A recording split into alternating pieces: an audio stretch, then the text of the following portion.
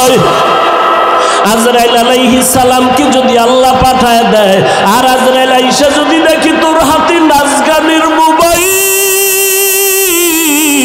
তুই 30 বছর 50 বছর 70 বছর গুনাহ করিয়া পাহাড় বানাইছো। আরে বান্দা, তুই যদি মাথা নত করিয়া একবার আমি আল্লাহকে আল্লাহ বলে ডাক দিয়া বলো, হে মালিক, আমার আমল নামায় গুনার গুনাহ, আমার গুনার কারণে হাত না পাক, আমার চোখ না পাক, আমার জিহ্বা না পাক, আমার অন্তর না পাক, আমার গুনার খবর আমার মা জানে না, আমার ভাই জানে না, আমার অপরাধের খবর আমার ঘরের কেউ জানে না। যদি আমার মা বাবায় জানতো আমি জিনা করি, আমার মা বাবায় লাথি মেরে তাড়ায় দিত। মা বাবা ভাই বোনেরা যদি জানতো আমি চুরি করি, আমার কেউ ভালো জানতো না। ও আল্লাহ, তুমি জানো, তুমি দেখছো, এরপরেও রাগ করিয়া পানি বন্ধ করো নাই, খানা বন্ধ করো নাই। গুনার কারণে রাগ করি আমার সম্মানের চেয়ার থেকে তুমি ফালাইয়া দাও নাই। গুনার কারণে তুমি রাগ করিয়া বাতাস বন্ধ করো নাই। গুনার কারণে বেজার হইয়া তুমি সূর্যের আলো চাঁদের আলো বন্ধ করো নাই। ও আল্লাহ, আজকে আমি তোমার কাছে আসছি ক্ষমার জন্য। আল্লাহ বলেন, বান্দা তুই একদিন আর 2 দিন না, বছর বছর 70-80 বছর গুনাহ করিয়া বিশাল বড় পাহাড় নিয়ে যদি আমি মাওলার কাছে মাথা নত করিয়া মাসির মাথা বরাবর 1 ফোঁটা চোখের পানি ছেড়ে দিতে পারো, আমি আল্লাহর কাছে যদি দিলটা নরম করে মাওলারে ডাক দিয়ে বলো, আল্লাহ আর গুনাহ করব না, ওই জাহান্নামের আগুন সইতে পারবো না রে মালিক। ওরে ঘরের মধ্যে ঘুমাইতে গেলে মশারি টানায় ঘুমাই, মশার কামড়ে ঘুমানো যায় না। ও আল্লাহ, গুনাহ নিয়ে কবরে গেলে যে আযাব হবে সহ্য করতে পারবো না, কই পাবো মশারি? দুনিয়াতে সূর্যের গরম সইতে পারি না, রাতের বেলা সূর্য নাই তারপরও ঘাম আর গরম, ফ্যানের বাতাস দিয়াও আমার ঘাম কমে না, গরম কমে না। আর গুনাহগার হইয়া কবরে গেলে জাহান্নামের আগুন, ওই জাহান্নামের আগুনের গরম কেমনে সহ্য করব আল্লাহ? আমি সইতে পারবো না। ও আল্লাহ, জাহান্নামের আযাব সহ্য করতে পারবো না, একটা বেতে বরদাস্ত করতে পারি না। আল্লাহর নবী বলেন, গুনাহ নিয়ে যারা কবরে যাবা, ওই 2 পার্শ্বের মাটিকে আমার আল্লাহ ডাক দিয়ে বলবে, রে কবরের মাটি, ওই নাফরমান বেনামাজির 2 পার্শ্ব থেকে জোরে জোরে চাপ দাও। এত জোরে 2 পার্শ্বের মাটি চাপ দিবে, পাজরের হাড়গুলো চুরমার হয়ে যাবে। একটা না, 2টা না, 70 থেকে 99টা সাপের কামড়।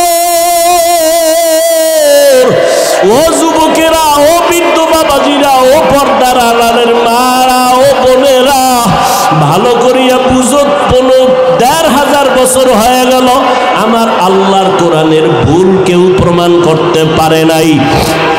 আজকেও যদি কোরআনের একটা ভুল কেউ বের করতে পারো রে বাবা, আমরা এখন দাড়ি কেটে ফেলবো, নামাজ বন্ধ করে দিব, প্যান্ট শার্ট টাই লাগাবো, কিন্তু আজও পর্যন্ত কোরআনের ভুল কেউ বের করতে পারে নাই। পারছে?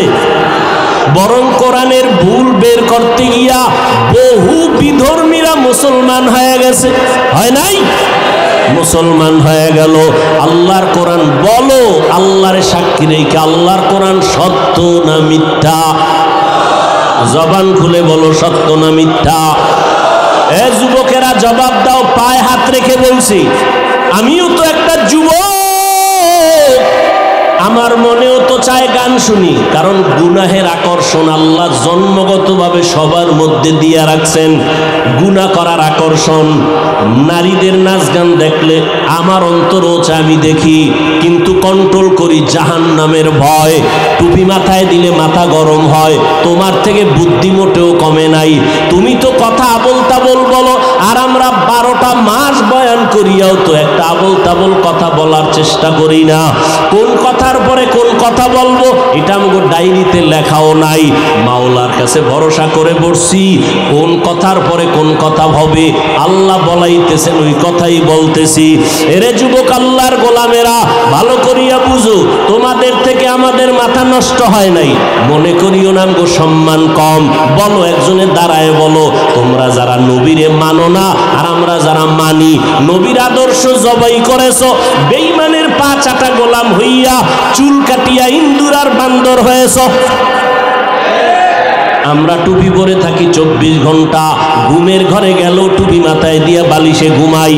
ও আল্লাহর বান্দা, তুমি বলতেছো মাথা গরম হয়, আমিও বুঝি, তারপরও কেন ছাড়ি না? রসুলের মোহাব্বত, দাড়ি রাখলে যৌবনের ভাব চলে যায়, তোমার থেকে কম বুঝি না, এরপরও কেন কাটি না? আল্লাহর আযাবের ভয়। এরে আল্লাহর বান্দারা, নামাজের সময় কি কষ্ট, ফজরের সময় শীতের মধ্যে ওইটা নামাজ পড়া অনেক কষ্ট, ঠান্ডা পানি দিয়েও জুবান ইয়া নামাজ পড়তে কষ্ট, এরপরও নামাজ ছাড়ি না কেন? আল্লাহর আযাবের ভয়। মরণের পরে আযাব হবে, আল্লাহর কোরআনের আয়াত। এরে নবীর উম্মতের দল, তোমাদের থেকে মাথা মতেও নষ্ট হয় নাই। এরপর আবার তুমি একটু দেখো না তাকাইয়া, তোমার ডানে বামে কত যুবক জীবনে মাদ্রাসায় পড়ে নাই, জেনারেল লাইনে পড়েছে, স্কুলে পড়ে, কলেজে পড়ে, চাকরি করে। তোমার মতো যুবক, সাক্ষী দাও, 5 বেলার নামাজি আছে না নাই? তুমি বিবেকটাকে প্রশ্ন করো, তুমি কেন পারো না রে বাবা? তোমার আমার মতো যুবক র্যাব, আর্মি, পুলিশ, বিডিআরের চাকরি করে, 5 ওয়াক্ত নামাজ পড়ে, যত কাজ থাক জামাতে পড়ে, তুমি কেন পারো না? একটু জিজ্ঞাসা করো তোমার বিবেকটাকে। তোমার মতো যুবক রাস্তায় গাড়ি চালায়, সময় মতো নামাজ পড়ে, তুমি কেন পারো না? তোমার মতো যুবক শ্রমিকের কাজ করে, হাড় ভাঙ্গা পরিশ্রম করে, রমাজানে একটা রোজাও ভাঙ্গে না, নাই? তুমি কেন রোজা রাখতে পারো না, তারাবি পড়তে পারো না, নামাজ পড়তে পারো না? আসলে কি বলো, এবার কি দলিল দিবা? এতদিন তো হুজুরদের একটু চাইপা রাখছো, হুজুর পারা যায় না, এখন আমাকে জবাব দাও। তোমার মতো যুবক একই স্কুলে পড়ো, ও নামাজ পড়ে, তুমি পড়ো না। তুমি একই ডিপার্টমেন্টে চাকরি করো, 10 জন নামাজ পড়ে, তুমি পড়ো না। এখন কি জবাব দিবা বলো? এখন জবাব একটাই, তোমার কপাল পুড়ে গেছে, তোমার উপরে আমার আল্লাহ বেজার, তোমার উপরে মা বাবার অভিশাপ, মা বাবা বরদোয়া দিয়ে দিছে, তোমার কপাল পুড়ে গেছে। মোনাজাত তো সবাই দেই, অনেকের চোখে পানি, আবার অনেকের চোখে পানি নাই, কান্না নাই, আর একজন কানতে কানতে বেউসায় যায়, কারণ ওর উপরে মাওলার রহমতের নজর লাগছে, আল্লাহ ওয়ালাদের দোয়া লাগছে, মা বাবার দোয়া লাগছে, চোখের পানি এমনিই বের হয় না। তোমার এই মিরপুর থানায় আসামি ধইরা পুলিশে কি মারা মারে, এরপরও চোখে পানি আসে না, নাই? অথচ ওয়াজের প্যান্ডেলে আল্লাহওয়ালারা ওলামায়ে কেরাম বয়ান করে, 50 হাত 200 হাত দূরে বসে যুবক চিৎকার দিয়ে কান্না করে, একজনারে বেত দিয়ে মারলেও কান্দে না, আর একজনে বয়ান শুনে শুনে কান্না করে। একটু চিন্তা করো, ওরে মারলো কে? এরে যুবক, আমাকে একটু বিবেক দিয়া জবাব দাও, বিবেকের সাথে বেঈমানি করিস না রে যুবক। একই চুলায় রান্না হয় ভাত আর তরকারি, রান্না করার রাঁধুনি আমার মা, খেয়াল করো, একই তরকারি, একই মশলা, একই চুলা, একই আগুন, আর রান্নার পরে আব্বা খায়, আম্মা খায়, আমিও খাই, বোনেরাও খায়, একই। কিন্তু দিন দিন আব্বা আম্মা হয় দুর্বল, আমরা হই শক্তিশালী সবল। এই বুদ্ধিজীবীরা জবাব দাও, আমাকে তো বুদ্ধি নেই, তোমার অনেক বুদ্ধি, জবাব দাও, কারণ কি? আল্লাহর কুদরত বলবা না, কারণ তুমি আল্লাহকে মানো না, তুমি আল্লাহর কুদরত বলবা কেন? আমরা বলবো আল্লাহর কুদরত। একই খানা, একই চুলায় রান্না, আব্বা আম্মা একই খানা খায়, আমরাও একই খানা খাই, তাদের রোগ বাড়ে, আমরা শক্তিশালী হই, তারা দুর্বল হয়, কারণ কি? এত যুক্তি, এত বুদ্ধি, দাও জবাব দাও। এরে আল্লাহর বান্দা, তোমার থেকে 1000 কোটি গুণ বুদ্ধিমান ছিল আবু জাহাল, যার নাম ছিল আবুল হেকাম, বুদ্ধিমানের বাবা। কিন্তু বুদ্ধি হইলে কি হবে? পৃথিবীর শ্রেষ্ঠ মানুষটাকে মানুষ বলে চিনতে পারে নাই। রহমতের নবী এত দাওয়াত দিলেন, কালেমা পড়ে নাই। এরে যুবক, একটু চিন্তা করো, বালিশে মাথা লাগাও, যার মনের মনে প্রশ্ন করো, আমার মতো যুবক যদি স্কুলে পড়ে নামাজ পড়ে আমি কেন পারি না? আমার মতো যুবক যদি চাকরি করে নামাজ পড়ে আমি কেন পারি না? আমার কপাল কেন খারাপ? এইভাবে যখন চিন্তা করতে থাকবা, একদিন দেখবা হেদায়েতের দরজা খুলে যাবে।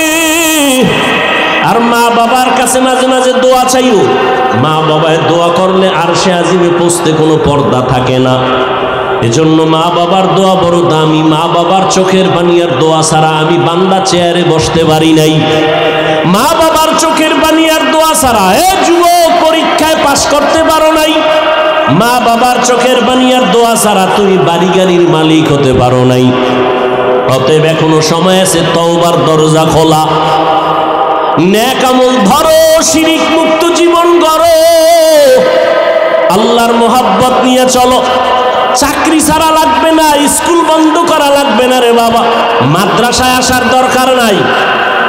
ভালো করে শুনো যুবক, পর্দার আড়ালের আম্মা জান আসেনি? আছে? এরে আম্মা জান, আপনারা আয়েশা রাদিয়াল্লাহু আনহার মতো ধন্য নারী, আপনারা খাদিজা রাদিয়াল্লাহু তাআলা আনহার মতো নারী, এরে আম্মা জান ফাতেমা রাদিয়াল্লাহু তাআলা আনহার মতো নারী, আপনারা উলামায়ে কেরামের মায়ের মতো মা।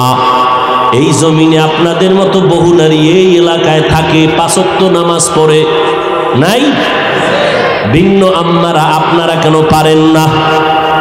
এরে আম্মা জান, ও যুবতী বোনেরা, তোমার মতো যুবতী বোন আজান হলে মাথায় কাপড় দিয়া 5 বেলার নামাজ পড়ে, এরকম যুবতী বোন আছে না নাই? তুমি কেন যুবকের চরিত্র নিয়ে সিনেমিনে খেলো, মোবাইলের মাধ্যমে চ্যাটিং করো? এক আল্লাহর বান্দা বহু দিন হয়ে গেছে বিয়া করে না। ছোট ভাই একদিন ডাক দিয়ে কয়, বয়স এত বেড়ে গেল ভাইজান, আপনি বিবাহ করেন না কেন? মা বোনেরা ভালো করে শুনেন, যুবকেরাও শুনো বাবা। বড় ভাই ডাক দিয়ে কয়, আমি বিবাহ করব, পছন্দের কোনো মেয়ে পাই না। ছোট ভাই বুঝতে পারছে, মনে হয় যেন সম্ভ্রান্ত পরিবারের মেয়ে লাগবে, একটু টাকাওয়ালা। ডানে বামে খোঁজ দিয়ে এক প্রস্তাব দিল, অমুক বাড়ির মেয়ে বড় ভালো। বড় ভাই বলে, না আমি এ মেয়ে বিয়ে করব না। বলে অনেক সুন্দরী, সুন্দরী চাই না তো কি চাও? হ্যাঁ, বড় ভাই বলে, আমি এমন একটা মেয়েকে বিয়ে করতে চাই, আমার সীমানা প্রায় পারাইয়া যাইতেছে, বিবাহের বয়স অনেক আগেই হয়ে গেছে, করি না। কারণ আমি এমন একজন আল্লাহর বান্দি যুবতী মেয়ে চাই। ছোট ভাই বলে, কেমন মাইয়া চাও? কয়, আমি এমন একটা মেয়ে চাই, যেই মেয়ে আমার স্ত্রী হইয়া আমার হাতটা ধরে আমাকে জান্নাতের ভিতরে ঢুকায় দিবে, আমাকে জান্নাতের পথে নিবে। আর এমন একটা মেয়েকে বিয়ে করব, যেই মেয়েটা আমাকে একটা পুত্র সন্তান উপহার দিবে, যেই সন্তানটা উম্মতের জান্নাতের পথ দেখাবে। ছোট ভাই কয়, তোমার কপালে বিয়া নাই। চলে গেল। এই বিয়া নিয়ে এখন আর কথা বলে না। কিন্তু বড় ভাই ডাক দিয়ে কয়, শোন, আমার অন্তরের নিয়ত যদি সঠিক হয়, ইনশাআল্লাহ আমি আজ না কাল এমন মেয়ে পেয়ে যাব, যদি আমার নিয়তে ভেজাল না থাকে। এভাবে ধৈর্য ধারণ করলেন। দীর্ঘ কিছুদিন পরে পার্শ্বে এক এলাকায় চলে গেল, শুনছে ওখানে এক আল্লাহওয়ালা আসছেন, বড় বুজুর্গ, দোয়া করলে কবুল হয়ে যায়। দোয়ার জন্য চলে গেল। গিয়ে দেখে হুজুর মসজিদে ওজিফা পালন করে, আমলে আছেন। সালাম, হুজুর আমি অমুক এলাকার এক বান্দা যুবক, আসছি আপনার দোয়া নেওয়ার জন্য। বিবাহ করেছো নাকি? বলে না, করি নাই, দোয়া করবেন। হুজুরের সাথে কথা বলতেছে, ঠিক এমন টাইমে পর্দার আড়াল থেকে মসজিদের জানালা দিয়া একটা যুবতী মেয়ে সালাম দিল, আসসালামু আলাইকুম। হুজুর বলে কে? বলে আমি এই এলাকার এক যুবতী মেয়ে। কি চাও? হুজুর একটু দোয়ার জন্য আসছি, আমার আব্বাজান বড় অসুস্থ। তাই নাকি? বলে হ্যাঁ। হুজুর ওখানে প্রায় সময় আসেন, মানুষকে দাওয়াত দেন, মসজিদে আমল করেন, মোটামুটি পরিচিত। এইবার মেয়ে কয় হুজুর দোয়া করবেন আল্লাহ পাক রব্বুল আলামিন আমার জন্য যেন ভালো একটা পাত্রের আয়োজন করেন। কয় তুমি কেমন পাত্র চাও? কয় হুজুর আমার বিবাহের জন্য আমি এমন একটা পুরুষ যুবক চাই, যেই যুবক আমার হাত ধরে আমাকে জান্নাতে নিবে এবং আমাকে এমন একটা পুত্র সন্তান উপহার দিবে আল্লাহর দয়ায়, যেই পুত্র সন্তান উম্মতের দায়িত্ব নিয়ে জান্নাতের পথ দেখাবে বাতিলের মোকাবেলায়। হুজুর শুইনা চুপ হয়ে গেলেন। পাশের পুরুষ যুবক ডাক দিয়ে হুজুর বেয়াদবি মাফ করবেন, আমি দীর্ঘ বছর এই লালন করতেছি, কল্পনা করতেছি এমন গুণের মেয়ে আমিও চাই। হুজুর বলে মেয়ের ফ্যামিলি গরিব, আমার গরিব টরিব লাগবে না, আপনি যদি দয়া করে ব্যবস্থা করে দেন আমি আলহামদুলিল্লাহ রাজি হয়ে যাব। আলহামদুলিল্লাহ ব্যবস্থা হয়ে গেল, যুবক যুবতীর সাথে বিয়া হয়ে গেল। এই দুইজনের সংসার শুরু হয়ে গেল। এই যুবক আর যুবতীর দাম্পত্য জীবন সুখময় জীবন। ফজরের সময় ঘুম থেকে একজন যদি উঠতে না পারে, স্ত্রী যদি আগে উঠে স্বামীকে কয় উঠো, আল্লাহর সাথে একটু মোলাকাতের কথা বলার চেষ্টা করো। অতিও গভীর হয় রজনী যখন নীরবে প্রভুর নাম জপিও তখন, প্রভুর করুণা যদি পাইবারে চাও, গভীর রাতে উঠে প্রভুর গুণগান গাও। স্বামী যদি আগে উঠে স্ত্রীকে ডাকে উঠো, রান্না বান্না হয় না, বন্ধ, আগে নামাজ তারপরে রান্না, এইভাবে জীবন চলতেছে। এর মধ্যে একটা সন্তান আল্লাহ দান করছেন, পুত্র সন্তান। আল্লাহর কাছে দোয়া করতো নামাজ পড়ে, দয়ার মালিক তুমি আমাদের একটা নেককার সন্তান দাও, যেই সন্তানের দ্বারা দুনিয়াতে আঙ্গ সম্মান বাড়বে, আখিরাতেও বাড়বে। আল্লাহ দোয়া কবুল করে ফেলছেন। এমন একটা পুত্র সন্তান আল্লাহ তাদের দান করেছেন, যেই সন্তান দুনিয়াতে আইসা মা বাবার আদর্শ নিয়ে বড় হইয়া রাশিয়া, সিরিয়া, মিশর, ইরাক, পুরা জগৎটাকে বিজয়ের পতাকা উড্ডীন করে বাইতুল মুকাদ্দাস মুসলমানের প্রথম কিবলা, যেখানে এক রাকাত নামাজ পড়লে 50,000 রাকাত নামাজের সওয়াব। ওই বাইতুল মুকাদ্দাসের উপরে হামলা, বিভিন্ন বিধর্মীদের হামলা। এই সন্তান গিয়া ইতিহাসের পৃষ্ঠা খুলো, বাইতুল মুকাদ্দাসকে হাতের মধ্যে নিয়ে বিজয়ের পতাকা উড়াইয়া দিলেন। ইতিহাসবিদরা বলেন এর মতো বীর যোদ্ধার ইতিহাস এত স্মরণীয় যে কিয়ামতের আগে এরকম বীর আসবে কিনা জানা নাই। ওই সন্তানের নাম সুলতান সালাউদ্দিন আইয়ুবী। গুগলে সার্চ দাও, সালাউদ্দিন আইয়ুবীর ইতিহাস পড়ো, দেখো কে সে সালাউদ্দিন আইয়ুবী। রাষ্ট্র পরিচালনা করেছে, ওই সিরিয়া মিশর বিজয়ের পতাকা উড্ডীন করেছে, বাইতুল মুকাদ্দাসকে হাতের মুষ্টির মধ্যে নিয়ে গেল, বেঈমানদের দখল থেকে, অত্যাচার থেকে মুসলমানকে পরিত্রাণের জায়গায় নিয়ে আসলো। এরে যুবক আল্লাহর গোলাম, মনটাকে স্থির করা যায় না। অন্য মেয়ের চরিত্র যদি তুমি নষ্ট করো, তোমার বোনের চরিত্র তার একজন নষ্ট করতে পারে, তুমি এটা চিন্তা করো। এরে যুবতী বোনেরা, কত যুবকের চরিত্র নষ্ট করতেছো। তোমার ভাইয়ের চরিত্র যদি কেউ নষ্ট করে তুমি কেমন মনে করবা? এইভাবে যদি একটু চিন্তা করো, তাহলেই তোমার অন্তরটা ঠিক হয়ে যাবে। আল্লাহ তো দরজা দিয়ে ডাকতেছেন। এজন্য ওলামায়ে কেরামের মজলিসে বসো। এই যে আপনারা বসছেন বয়ানে, আল্লাহকে সাক্ষী রেখে বলেন, জীবনে ওয়াজে বসেন নাই, আজকে 2 ঘন্টা বয়ানে বসার পরে আল্লাহকে সাক্ষী রেখে বলেন অন্তরের মধ্যে কি একটু ধাক্কা লাগছে? এই যুবকেরা বলো, লাগছে? 2 ঘন্টা বয়ানে যদি ওলামাদের সামনে বসে যদি অন্তরে ধাক্কা লাগে, আল্লাহর কসম, যারা ওলামাদের পিছনে দিন দিন বছর বছর সময় দিবে, ইনশাআল্লাহ ওই লোকটা জান্নাতি হয়ে কবরে যাবে। কারণ ওর মধ্যে ধাক্কা লাগতে লাগতে লাগতে লাগতে এত মজবুত হয়ে যাবে, না খাইয়ে থাকবে, হারাম খাবে না, নামাজ ছাড়বে না, মরিয়া গেল জবানে কালেমা জারি হয়ে যাবে।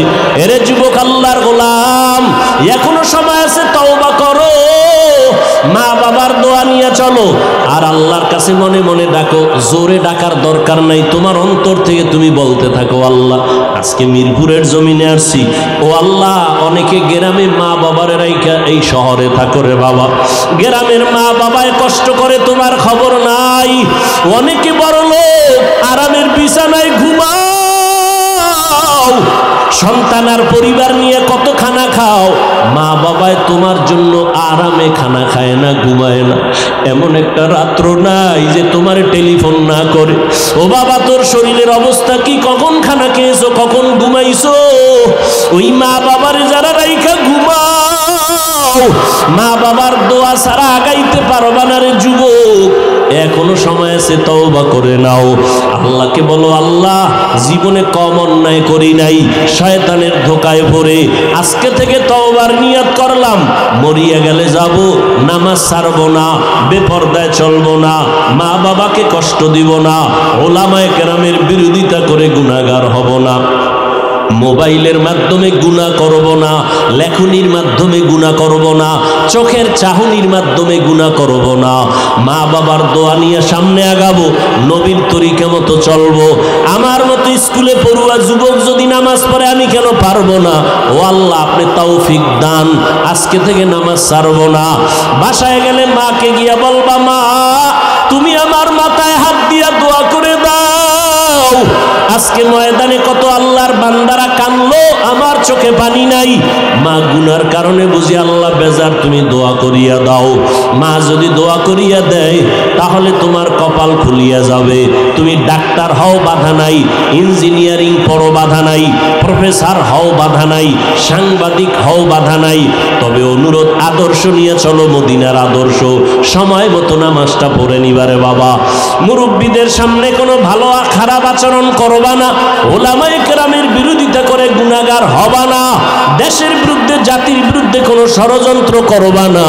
আল্লাহর আযাবের ভয় নিয়ে তুমি তওবা যদি করতে পারো, এক ফোঁটা চোখের পানি ছাড়তে পারো, আল্লাহ মুহূর্তে তোমার তওবা কবুল করে নিবেন, জীবনের গুনাহগুলো মাফ করে দিবেন। ও আল্লাহর বান্দারা, ও পর্দার আড়ালের আম্মা জানেরা, বোনেরা, আল্লাহর কাছে তওবা করেন, জীবনে কারো হক নষ্ট করবেন না, চরিত্রের উপর আঘাত দিবেন না, স্বামীর খেদমতে স্বামীর মালের হক ঠিকমতো রক্ষা করবেন, সন্তানের হক ঠিকমতো আদায় করবেন। আপনার সন্তান ডাক্তার হবে, আলহামদুলিল্লাহ, আপনার সন্তান ইঞ্জিনিয়ার বানাবেন, আলহামদুলিল্লাহ, তবে অনুরোধ বেয়াদব বানাবেন না। আপনার সন্তানের আচরণে যেন ওলামায়ে কেরাম কষ্ট না পায়, আপনার সন্তানের ব্যবহারে যেন এলাকার মুরব্বীরা কষ্ট না পায়, আপনার সন্তানের কারণে আপন বন্ধু বান্ধবরা যেন কষ্ট না পায়, বরং আপনার সন্তানকে এমন আদর্শ দিয়া যাবেন, সন্তানের ব্যবহারে সবাই দোয়া করবে, খুশি হয়ে যাবে, দিলে শান্তি লাগবে, এমন একটা সন্তান আদর্শ ডাক্তার বানায় যান, আদর্শ ইঞ্জিনিয়ার বানায় যাবেন। ও যুবকেরা, জবানকে হেফাজত করো, আল্লাহর কাছে বলতে থাকো, আল্লাহ তুমি মেহেরবানি করে আমাকে কবুল করে নাও। আল্লাহর কাছে ব্যবসায়ী ভাইরা, ব্যবসার জায়গায় বসি আমার আল্লাহর হুকুম মতো চলেন, নামাজটা ঠিক মতো পড়েন, দেখবেন অল্প টাকায় বরকত অনেক বেশি হবে। কাস্টমারের সাথে খারাপ আচরণ করবেন না, ধোঁকা দিবেন না। আল্লাহর কাছে এভাবে বলতে থাকেন, আল্লাহ যেইভাবে ব্যবসা করলে দুনিয়াতে শান্তি পাবো, সম্মান বাড়বে, আখিরাতে নবীজির সাথে জান্নাতে থাকতে পারবো, ওইভাবে ব্যবসা করার তৌফিক দাও, মানুষের সাথে ভালো আচরণ করার তৌফিক দাও। তুমি তৌফিক না দিলে সম্ভব হবে না। এইভাবে তওবার নিয়ত যদি অন্তরে থাকে, তবে একটা চিরচরিত সত্য কথা, আবু জাহাল নবীজিরে 13টা বছর দেখলো, বয়ান শরীর সব কিছু জানলো, এরপরও কালেমা পড়লো না। অন্যদিকে ওমরের মতো বান্দা নবীর গর্দান কাটতে আসিয়া কালেমার রশি গলায় লাগাইয়া নবীজির জন্য এত পাগল, নবীর কাছে তওবা করিয়া জান্নাতের টিকিট নিয়ে নিল। এই ওমরের এত সম্মান আল্লাহ বাড়ায় দিয়েছেন।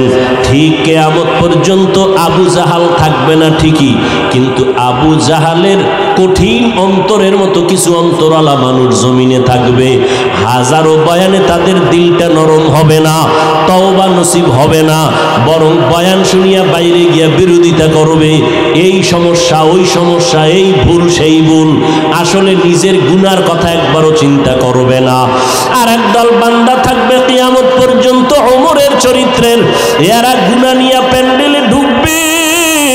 হঠাৎ করিয়া যখন জাহান্নামের ভয় অন্তরে ঢুকবে, তখন পাগলের মতো হয়ে যাবে। আমি কইছিলাম আমার জীবনটাতে এত খারাপ ছিল না, আমি দুনিয়াতে আসছিলাম কত পবিত্র, মা বাবায় কত আদর করেছিল, আমার স্কুলের লেখাপড়ার জীবনটা কত ভালো ছিল, শিক্ষকরা কত আদর করত, আজকে আমি এত খারাপ। আমার মা বাবা আমারে বেশি ভালো জানে না অন্যায় করার কারণে, কারণ আমি মা বাবার সাথে ভালো আচরণ করি না, ভাই বোনের সাথে ভালো আচরণ করি না, আমি এত খারাপ কেন হয়ে গেলাম। ময়দানে আইসা লুটাইয়া কাঁদবে আর বলবে, আল্লাহ আমি আজকে গুনাহ নিয়ে বাসায় যাব না। ও আল্লাহ, মরণের বিছানায় গুনাহগার হইয়া শুইতে চাই না রে মালিক, আজকে আমি একা রুমে থাকতে পারি না, ভয় পাই। আর ওই অন্ধকার কবরে একা কেমনে থাকবো, বালিশ নাই, বিছানা নাই, বাতি নাই, অন্ধকার। দুনিয়াতে আমি অন্ধকারে একা থাকতে পারি না, আমি কেমনে কবরে থাকবো রে আল্লাহ। আমি আর গুনাহ করব না, আর কারো হক নষ্ট করব না। আয় আল্লাহ, হাতের দিয়ে গুনাহ করব না, চোখের গুনাহ করব না, জবানের গুনাহ করব না। ও আল্লাহ, তুমি মাফ করিয়া দাও। এইভাবে ওমরের চরিত্রওয়ালা মানুষগুলো পাগলের মতো কান্না শুরু করবে। নবী বলেন, কান্না যদি না আসে কান্নার বাহানা করো, আর ডানে বামে যদি কান্নাওয়ালা কাউকে পাও হাত বাড়াইয়া দোয়া চাও। ও কান্নাওয়ালা ভাই, আমার জন্য দোয়া করো, আল্লাহ যেন আমাকে মাফ করিয়া দেয়। হেদায়েতের মালিক আমার আল্লাহ, কোনো পীরের হাতে হেদায়েতের চাবি নাই, কোনো বক্তার হাতে হেদায়েতের চাবি নাই। আল্লাহ যার সিনাটা খুলে দিবেন সে হেদায়েত নিয়েই চলবে। মরিয়া গেলে দাড়ি কাটবে না, বেপরদায় চলবে না, মা বাবার সাথে বেয়াদবি করবে না, ওলামাদের সাথে বেয়াদবি করবে না, দেশ ও জাতির বিরুদ্ধে ষড়যন্ত্র করবে না।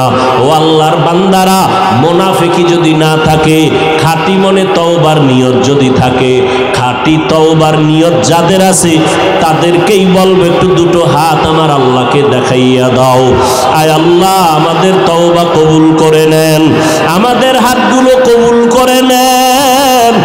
একটা হাতেরও গুনার কারণে ফিরাইয়া দিয়েন না রে মালিক। আমার কলিজার যুবকগুলোরে কবুল করে নেন, নবীর আদর্শওয়ালা বানাইয়া দেন। আয় আল্লাহ, গুনার কারণে দিলটা পাথর, চোখে পানি নাই, কান্নাওয়ালা চক্ষু দান করেন আল্লাহ। শয়তানের ধোঁকার থেকে বাঁচিয়ে থাকার তৌফিক দান করেন, মরণ পর্যন্ত সুন্নতি জিন্দেগির উপরে চলার তৌফিক দান করেন, আমিন। আল্লাহ বলেন, হে পয়গম্বর, আয়াত পড়ে আপনার উম্মতকে জানায় দেন, যারা অন্তর থেকে তামান্না করে, ইরাদা করে তার রবের সাথে মোলাকাত করবে, তাদের জন্য একটা হলো ইতিবাচক আদেশ আর একটা নেতিবাচক আদেশ। ইতিবাচক আদেশ হলো আমলে সালেহ করবে, নেক আমল করবে। নেতিবাচক আদেশ হলো আমল করতে গিয়া সাবধান, জানো তার রবের সাথে অন্যকে অংশীদার না বানায়, শিরিকের গুনায় লিপ্ত না হয়, তাহলেই রবের সাথে মোলাকাত হয়ে যাবে।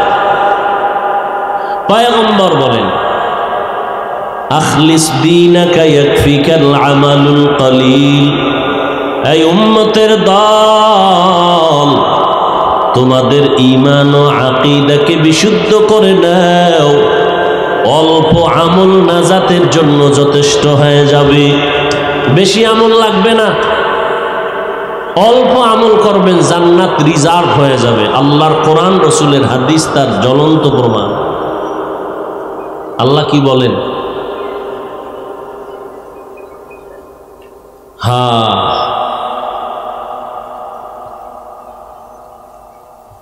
আল্লাযী খালাকাল মাউতা ওয়াল হায়াতা লিয়াবলুয়াকুম আইয়ুকুম আহসানু আমালা। আমি আল্লাহ হায়াত আর মৌতের দুই স্টেশন বানাইয়া মাঝখানে মানুষ পাঠাইলাম। আমি পরীক্ষা করব, যাচাই করে দেখব কারা উত্তম আমল করে। আকসারু আমালা বলেন নাই, আহসানু আমালা। বেশি আমল দেখবেন না, দেখবেন অল্প উত্তম আমল। এজন্য মনে রাখবেন, বেশি বেশি তসবিহ পড়া, নামাজ পড়া, জিকির করা, এর নাম তাকওয়া না। নিজেকে গুনাহের থেকে বাঁচাইয়া রাখার নাম তাকওয়া। আল ইহতিরাজ আনিল মাসিয়া। হর কে দারদ খৌফে হক দরদিল মাদাম, জন্নতুল মাওয়া দেহদ ওরা মাকাম, জুজবা হক চীজে মখাজ ইনসুজা, ফজলে উআ মস্তে দর জুমলা জাহা। আমার তেলাওয়াতকৃত আয়াত এবং হাদিসের মূল আলোচনার বিষয়বস্তুর নাম আমল। আমলের বাংলা অর্থ কাজ। কাজের আরবি আছে ফেলুন, মানিও কাজ। দুই কাজের ব্যবধান হলো, দুনিয়ার কাজকে বলে ফেল, আখিরাতের কাজের বেলায় ব্যবহার হয় আমল।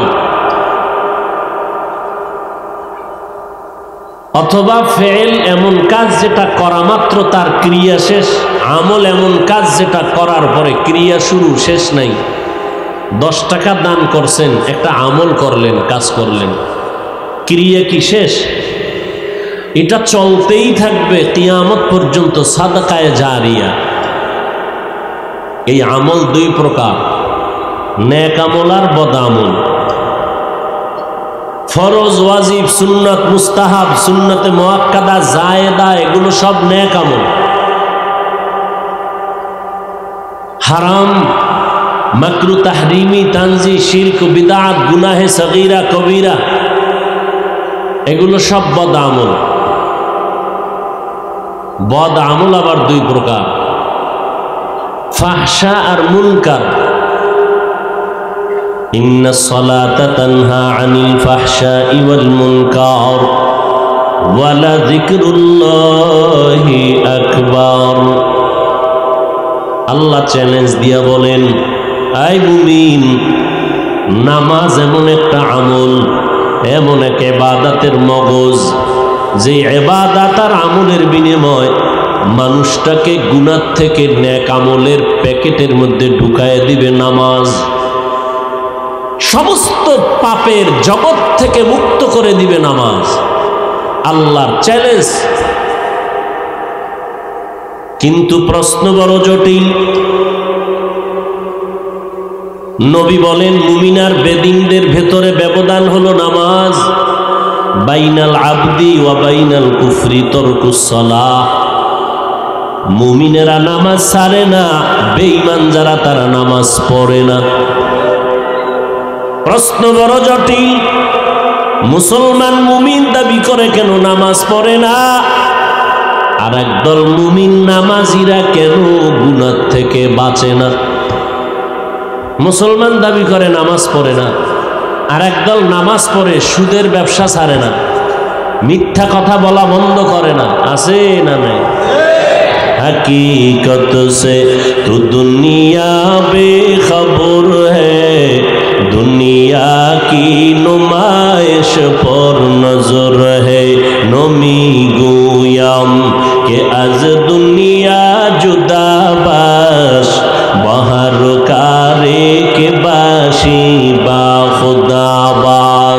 चिस्ते दुनिया अज खुदा गाफिल बुदन ने कमाशो नुकरा हो फरजिंदोजान। একদল ওয়াজের দাওয়াত শুনে আসতে চাইছিল, আসতে পারে নাই, জরুরি কোনো কারণে, অসুস্থ, না হয় মায়ের কোনো খেদমত, না হয় বাবার কোনো খেদমত। আল্লাহ এদেরকে আসার যে সওয়াব তা দিয়ে দিবেন। কিন্তু আর এক দল আসার নিয়ত করে এসেই পড়েছেন, তারপরেও কপাল খারাপ। ওয়াজির দাওয়াত শুনি আজকে ঘরের থেকে বলে গেছে আমি মিরপুরে ওয়াজে যাই, কিন্তু কপাল খারাপ, প্যান্ডেলের ভেতরে বসতে পারে নাই, দোকানপাটে গল্প গুজবে গুনাহে আড্ডায় লিপ্ত। এরকম কেউ নাই? আল্লাহ তাদের হেদায়েত দান করেন। আর একদল কপাল খারাপ বলার আছে, প্যান্ডেলের ভেতরে বসছে, এরপরেও কপাল খারাপ। ওলামায়ে কেরামের চেহারা দেখবেন, বয়ান শুনবেন, কলবের দরজা খুলে রাখবেন, কলবের মধ্যে ঢুকাবেন। কিন্তু আল্লাহর বান্দা বয়ানে আসছেন, বসছেন প্যান্ডেলে, গজবের মোবাইল তাকে এই বরকত থেকে বঞ্চিত করে রেখেছে। ইয়া ইলাহি मुझसे मुझको दूर कर, ताके देखो मुझ में तुझको एक नजर।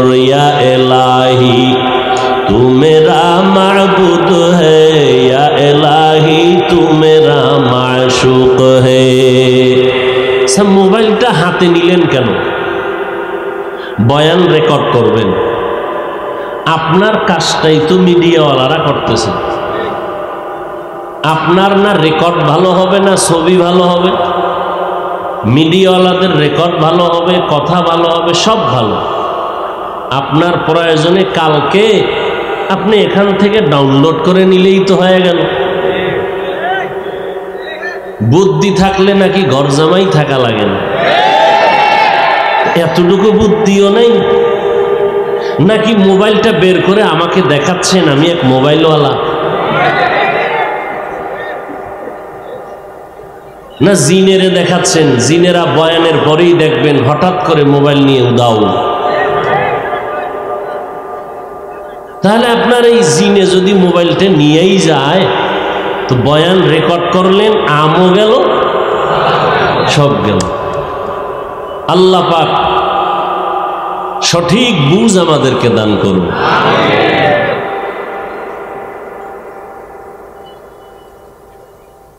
আর একদল কপাল পোড়া আছেন, এরা মোবাইল টোবাইল নিয়ে ব্যস্ত না, বয়ানই শুনতেছেন।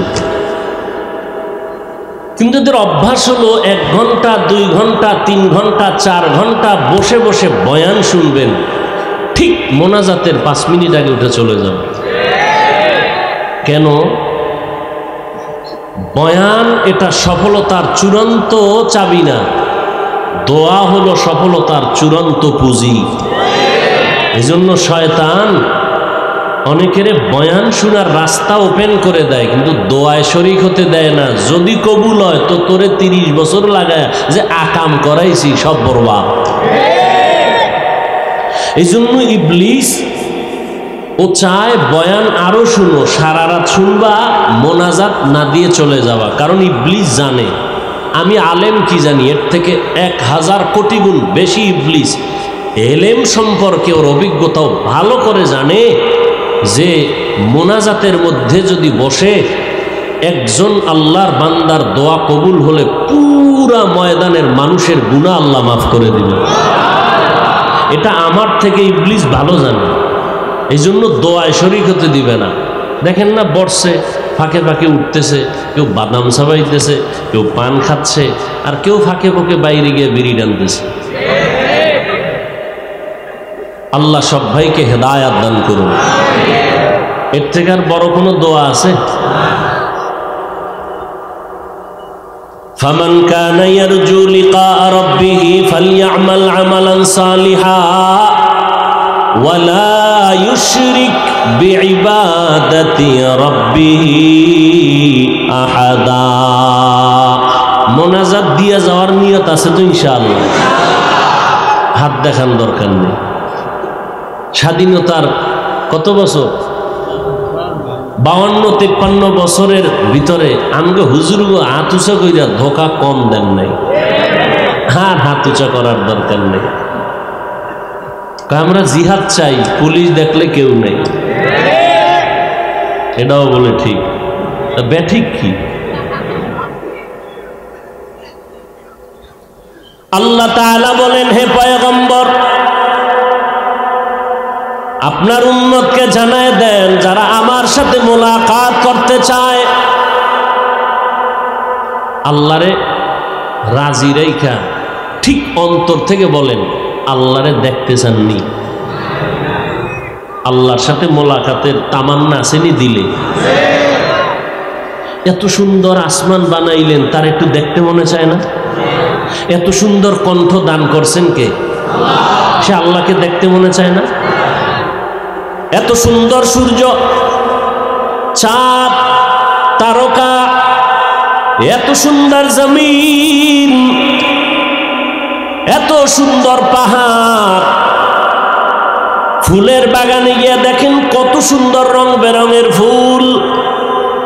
এত সুন্দর আসমান আর জমিন যিনি বানাইছেন তিনি না জানি কত সুন্দর। আল্লাহ বলেন, নবী জানায় দেন, আমার সাথে যারা মোলাকাত করতে চায় দুনিয়াতেই তাদের একটা ইতিবাচক কাজ করতে হবে, নেক আমল। নেক আমল করতে গিয়া সাবধান, আমলের মধ্যে আমি আল্লাহর সাথে অন্যকে যেন অংশীদার না বানায়। অংশীদার একটা বাহ্যিক দৃষ্টিতে বানানো, এই কপাল দিয়া আল্লাহরে সেজদা দিব, আবার আর একজনকে দিয়া আমি আল্লাহর জিনিসটা আর একজনারে দিলাম। আবার মনে মনেও কিছু এই অপরাধ হয়, আল্লাহরে যেমন আমি শক্তিধর মনে করি, আমি আর একজন নেতাকে এরকম শক্তিওয়ালা মনে করি। এটা হলো আল্লাহর শক্তির সাথে আর একজনকে অংশীদার বানাইলাম, এর নাম শিরিক। আল্লাহ বলেন, এই শিরিকের গুনাহ যারা করবা তাদের জিন্দেগির কোনো আমল কবুল হবে না।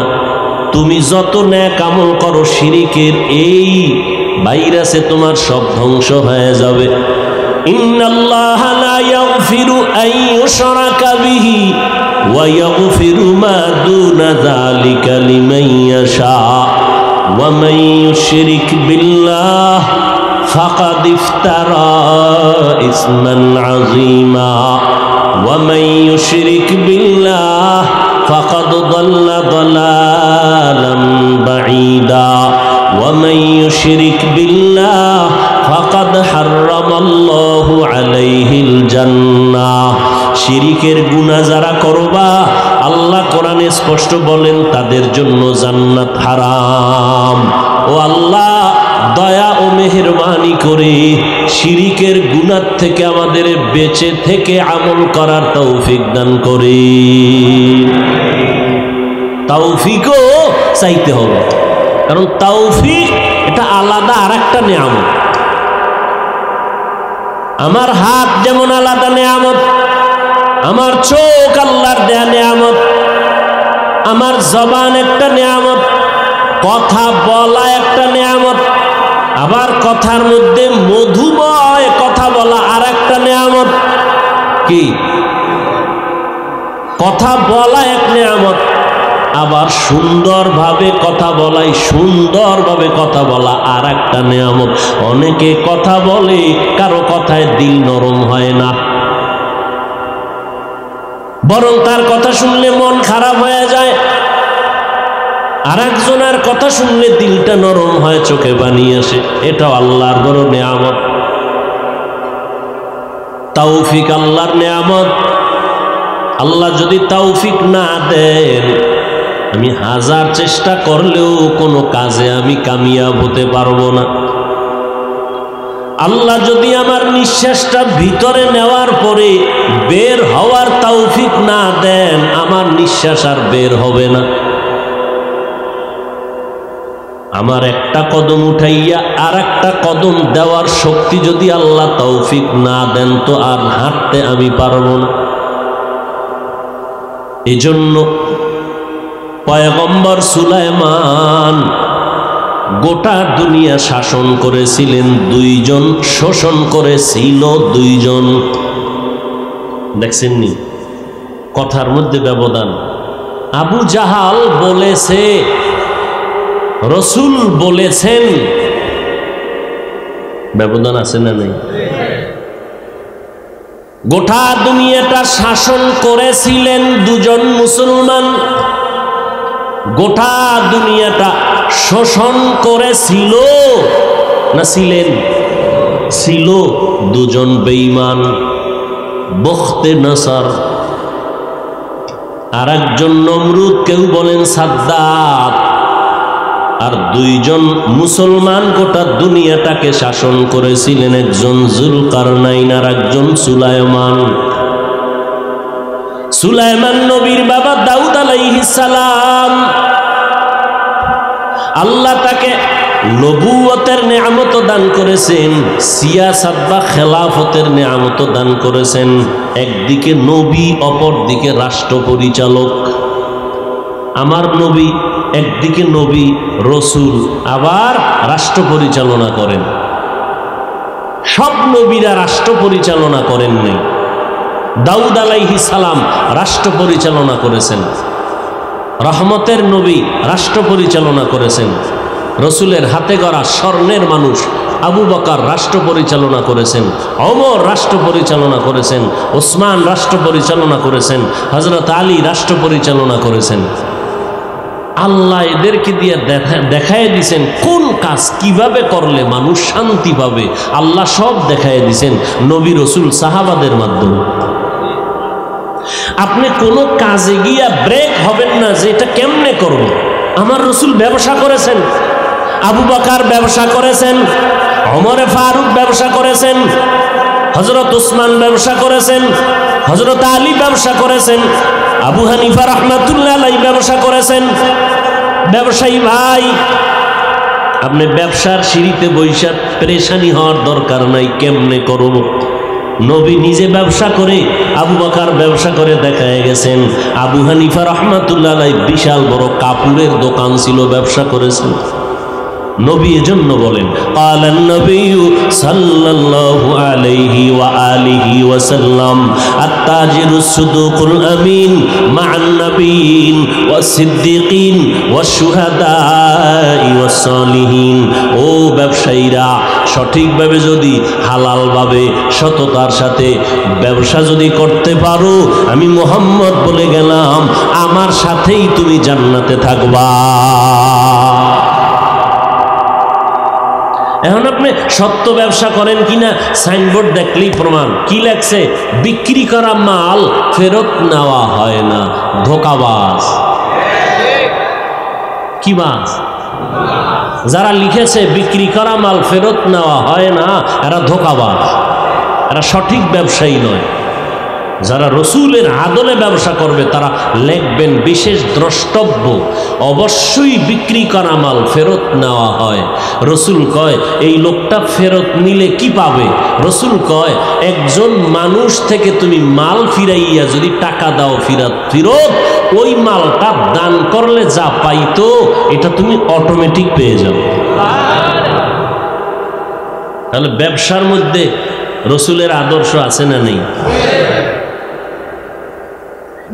আবার আল্লাহ কোরআনে বলেছেন ব্যবসার মধ্যে যারা ভেজাল করবি সাবধান। ওয়াইলুল লিল মুতাফফিফিন, তোদের জন্য আমি একটা কঠিন নিকৃষ্ট জাহান্নাম বানায় রাখছি। ওয়াইল নামক জাহান্নাম, এটা এত নিকৃষ্ট জাহান্নাম, এই ওয়াইল নামক জাহান্নামে মিথ্যাবাদীরাও যাবে। ওয়াইলু ইয়াউমাইযিল লিল মুকাদ্দিবিন, আবার একদল নামাজিরাও ওয়াইল নামক জাহান্নামে যাবে।